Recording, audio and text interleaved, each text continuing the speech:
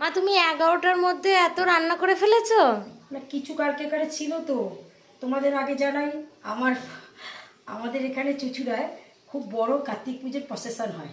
কাল আমি ছেলে, এই বউ, মা, তারপরে তলায় বউদের বাচ্চাদের নিয়ে, আমার মেয়েকে নিয়ে আমরা প্রসেশন দেখতে গেছিলাম। বাইরে গিয়ে কেনাকাটি করে এটা ওটা খেয়েছি, আর রাতে এসে ভাত খেতে পারিনি।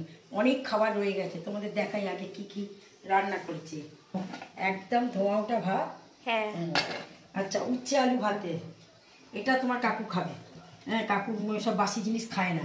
আচ্ছা, উচ্ছে আলু ভাতে, সিম আলু ভাতে, এটাও কাকু খাবে।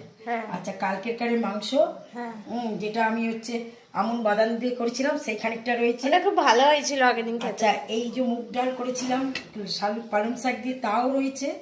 ভোলা মাছ করেছিলাম কচু দিয়ে, তাও রয়েছে। আর ফুলকপি দিয়ে আলু দিয়ে মাছের ঝোল করেছিলাম, তাও রয়েছে। আজকে শুধু এই দুটো, আর এই যে ডিম আলু হাঁসের ডিমের ঝোল করেছি। আজ আমার এই সমস্ত রান্নাবান্না। আমার রান্নাবান্না কথাবার্তা ভালো লাগে থাকলে তাহলে একটা লাইক করে দেবেন, একটা সাবস্ক্রাইব করে দেবেন। নমস্কার। আর এবার বলো।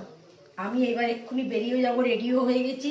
আমাদের একটা কাগজ, মানে মিউটেশনের একটা কাগজ, আজ মিউনিসিপ্যালিটিতে অনেক দিন ধরে যাতায়াত করছি। তোমার কাকুর পায়ে ব্যথা, বেশি 3 তলায় উঠতে পারে না।